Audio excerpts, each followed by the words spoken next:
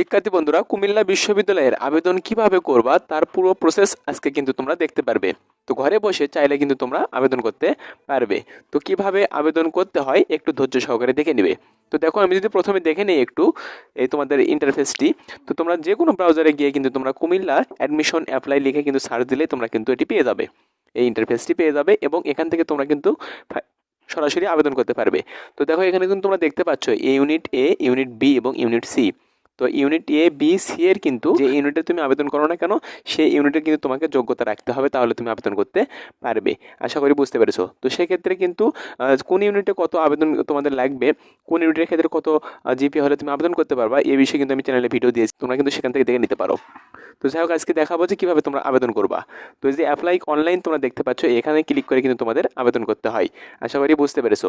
তো আমি প্রথমে বলে নেই, তোমাদের কিন্তু প্রত্যেকটা ইউনিটের ক্ষেত্রে তোমাদের জিপিএ কত হলে তুমি আবেদন করতে পারবা, সেই হিসেবেই কিন্তু তোমাদের আবেদন করতে হবে, সেই ইউনিট কিন্তু সিলেক্ট করে। আশা করি বুঝতে পেরেছো। তো এই যে অ্যাপ্লাই অনলাইন দেখতে পাচ্ছ, আমি এখানে ট্যাপ দেবো এবং এখানে তোমাদের কিন্তু এখান থেকে তোমাদের কিন্তু কাজটা শুরু হবে। আর যদি অনেকের মনে প্রশ্ন থেকে থাকে যে আমরা এই ইন্টারফেসটি কই থেকে পাবো, তো সেক্ষেত্রে তোমাদের কুমিল্লা ইউনিভার্সিটি, অর্থাৎ Comilla university admission dot apply লিখে দিলেই কিন্তু তোমাদের এই ইন্টারফেসটি চলে আসবে এবং আন্ডার গ্র্যাজুয়েট থেকে কিন্তু তোমরা আন্ডার গ্র্যাজুয়েট প্রোগ্রাম থেকে তোমরা কিন্তু সিলেক্ট করে এখানে আবেদন করতে পারবে। তো চলো আমরা এখন দেখে নিই। তোমরা যখন ওই অ্যাপ্লাই অনলাইন ওখানে তোমরা যখন ক্লিক করবা, তারপরে তোমাদের কিন্তু এরকম সরাসরি ইন্টারফেসটি কিন্তু দেখাবে। তো দেখো, এখানে কিন্তু তোমাদের এইচএসসি রোল রয়েছে এবং এসএসসি রোল, পাসিং ইয়ার, এগুলো কিন্তু রয়েছে এবং স্টুডেন্ট যে তোমাদের মোবাইল নাম্বার 11 ডিজিটের, এটি তুমি সুন্দরভাবে দিবে এবং সেটা কিন্তু আবার রিটাইপ করতে হবে। এখানে কিন্তু তোমরা দেখতে পাচ্ছ এইচএসসি রোল রেজিস্ট্রেশন, রোল রয়েছে, বোর্ড রয়েছে, পাসিং ইয়ার রয়েছে। তো এগুলো কিন্তু তোমরা বসে দিবে এবং সঠিকভাবে বসে দেওয়ার পরে এই অ্যাপ্লাই যে নিচে দেখতে পাচ্ছ, দেখো এখানে কিন্তু লেখা আছে অ্যাপ্লাই। তো এখানে সুন্দর একটা ক্লিক করতে হবে। তো এখানে ক্লিক করার পরে দেখো তোমাদের কিন্তু এরকম কিন্তু তোমাদের তথ্য দেখাবে। যাই হোক, তোমাদের কিন্তু এরকম ফাদার্স নেম, মাদার্স নেম, এরকম কিন্তু তোমাদের তথ্য দেখাবে তোমাদের এসএসসি এবং এসএসসি রোল নাম্বার দেওয়ার পরে। তো দেখো, এখানে তুমি ইউনিট এ রয়েছে, বি রয়েছে, সি, তুমি কোনটাতে তুমি এলিজেবল, অর্থাৎ তুমি কোনটাতে তোমার যোগ্যতা সাপেক্ষে তুমি কোনটাতে তুমি আবেদন করতে পারবা, সেটা কিন্তু তোমাকে এখানে দেখাবে। তো যাই হোক, তোমাকে কিন্তু এখানে সুন্দরভাবে কনফার্মেশন যেটা তোমরা অপশনটি দেখতে পাচ্ছ, এখানে সুন্দরভাবে তোমরা ক্লিক করবা। তো ক্লিক করার পরে দেখো, তারপরে তোমাদের কেমন ইন্টারফেসটি আসবে এবং কি করতে হবে। এই কাজটা করার পরে তোমাদের কিন্তু ছোট্ট একটি কাজ করতে হবে, সেটি হলো তোমাদের আবার হোম বাটনে গিয়ে তোমাদের কিন্তু অ্যাপ্লিকেশন লগ ইন করতে হবে। অ্যাপ্লিকেশন লগ ইন অপশনে গিয়ে তোমাদের কিন্তু কাজ করতে হবে। এই যে অ্যাপ্লিকেশন যে লগ ইন দেখতে পাচ্ছ, এখানে সুন্দরভাবে দিতে হবে এবং যাওয়ার পরে এসএসসি এবং এইচএসসির রোল নাম্বার দিতে হবে, মোবাইল নাম্বার দিতে হবে এবং পাসওয়ার্ডটি তোমাদের কিন্তু দিতে হবে। দিয়ে তোমাদের কিন্তু আবার যে লগ ইন রয়েছে, লগ ইন নিয়ে তোমাদের কিন্তু সুন্দরভাবে ক্লিক করতে হবে। এই যে লগ ইন অপশন দেখতে পাচ্ছ, এখানে সুন্দরভাবে একটি ক্লিক করে দিবে। তো ক্লিক করে দেওয়ার পর তোমাদের কি করতে হবে সেটি এখন দেখাবো। তো এবার তোমাদের যে কাজটি হলো যে তোমাদের কোশ্চিন ভার্সন, অর্থাৎ তুমি বাংলা ভার্সনে কি পরীক্ষা দিবা নাকি ইংরেজি মাধ্যমে তোমাদের ভর্তি পরীক্ষার যে কোশ্চিনটা এর মাধ্যমে তুমি পরীক্ষা দিবা, তোমার সিলেক্ট করতে হবে। তুমি যে কোনো দুইটার মধ্যে যে কোনো একটি কিন্তু তুমি সিলেক্ট করতে পারো। সেক্ষেত্রে তুমি যদি বাংলা মাধ্যমে সিলেক্ট করো, বাংলা দিবা এবং ইংরেজি মাধ্যম হলে তোমাদের কিন্তু ইংরেজি মাধ্যমটা কিন্তু সিলেক্ট করতে হবে।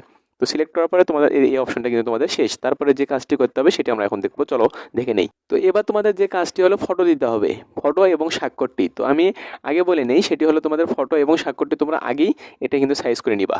তো সেক্ষেত্রে দেখো, তোমাদের ফটোর কিন্তু পিক্সেল, অর্থাৎ তোমাদের কিন্তু ফটোর কিন্তু সাইজ হবে লাগবে 300x400 পিক্সেল, অর্থাৎ 400 কিন্তু হাইট লাগবে এবং ওয়েট কিন্তু 300 পিক্সেলের কিন্তু হতে হবে।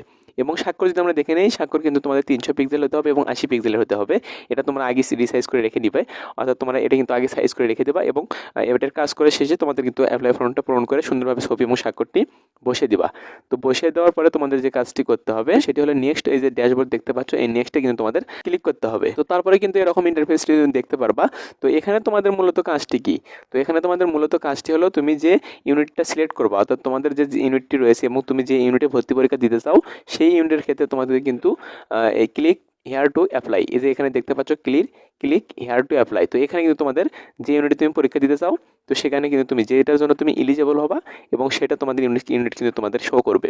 এবং যে ইউনিটে তুমি বি অথবা সি বা এ, তুমি যে ইউনিটে পরীক্ষা দিতে চাও সেটাতে তুমি কিন্তু ক্লিক হেয়ার টু অ্যাপ্লাই এখানে একটি ক্লিক করবা। তো ক্লিক করে দেওয়ার পরে তোমাদের কি কাজটি করতে হবে সেটা এখন দেখে নাও। তো এবার তোমাদের যে কাজটি হলো পেমেন্ট করতে হবে টাকা, অর্থাৎ তোমাদের যে আবেদন ফি রয়েছে এটা সুন্দরভাবে আবেদন ফিটা তোমাদের কিন্তু পরিশোধ করতে হবে। তো সেক্ষেত্রে তোমাদের 1000 টাকা আবেদন ফি এটা কিন্তু পরিশোধ করতে হবে এবং বিকাশ অথবা রকেটের মাধ্যমে।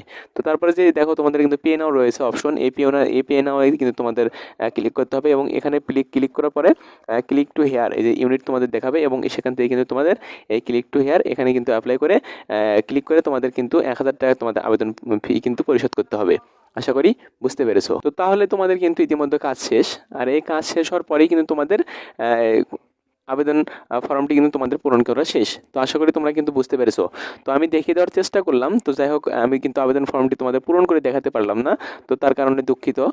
যার কারণে আমার কোনো এইচএসসি পরীক্ষার্থীর কোনো শিক্ষার্থীর কোনো কিন্তু তথ্য নেই, যার কারণে আমি দেখাতে পারলাম না। তো তার জন্য কিন্তু দুঃখিত। তো যাই হোক, তোমরা যদি কেউ করে নিতে চাও অ্যাপ্লাই, তো সেক্ষেত্রে আমার সঙ্গে যোগাযোগ করতে পারো। কমেন্টস বক্সে তোমরা কিন্তু চাইলে আবেদন করে নিতে পারো। তো সেক্ষেত্রে তোমরা কিন্তু আমার সঙ্গে যোগাযোগ করতে পারো, আমি চাইলে কিন্তু তোমাদের আবেদন করে দেওয়ার চেষ্টা করব। তো এই ছিল আজকের বিষয়ে, আশা করি ভালো থাকবে। আর এরকম ভর্তি বিষয়ে যে কোনো আপডেট ভিডিও পেতে অবশ্যই আমার চ্যানেলকে সাবস্ক্রাইব করে পাশে থাকবে।